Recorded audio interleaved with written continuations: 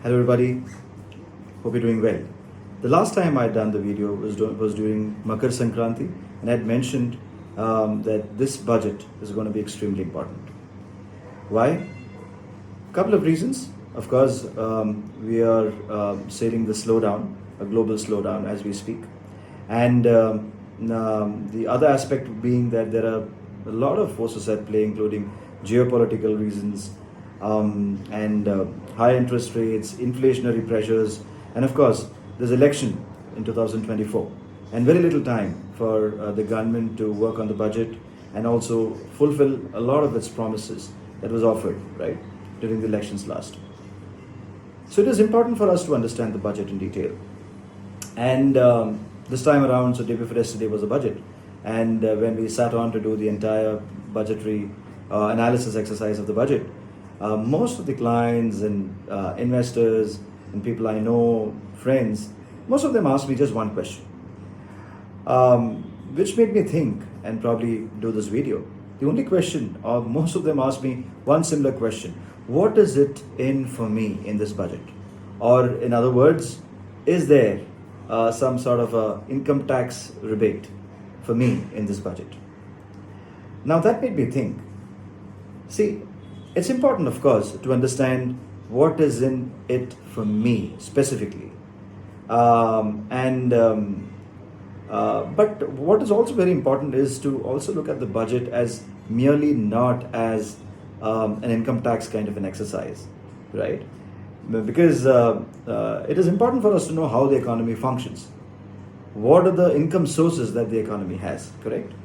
Among the many income sources from different sectors, be it manufacturing, be it financial services, be it tourism, aviation, transportation, logistics, all of these contribute. There is revenue from all these sectors. But another very important area from where government gets its income is from the income tax.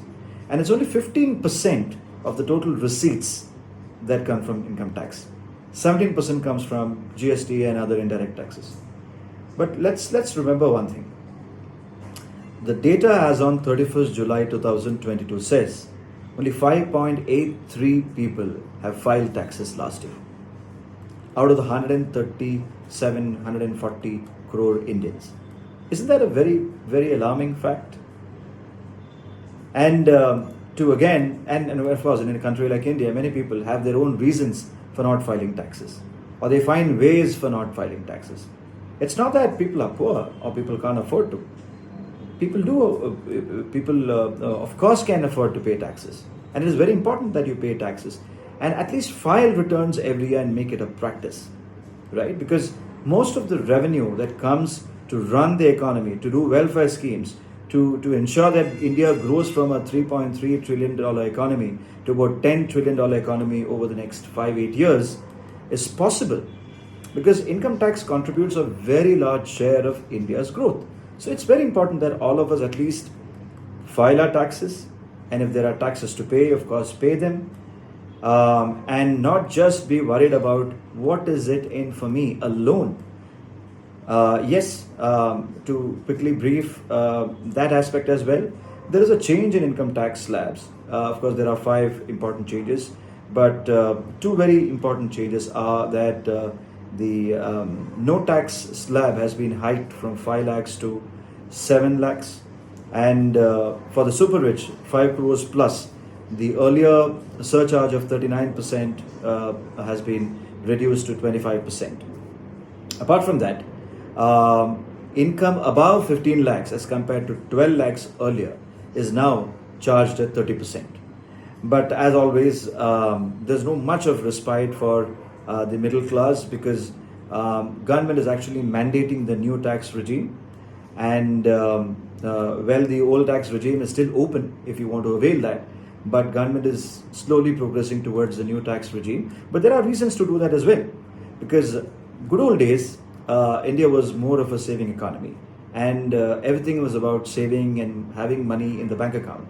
But like in the case of developed economies, India is also moving towards less of a saving economy and more towards a spending economy, where development economics or the economy of reforms will only work if you and I are ready to spend or consume, right? Consumption will be a huge driving force for government to get revenues from our demand and supply. The more we get out, probably shop, travel, do things that matter, also invest.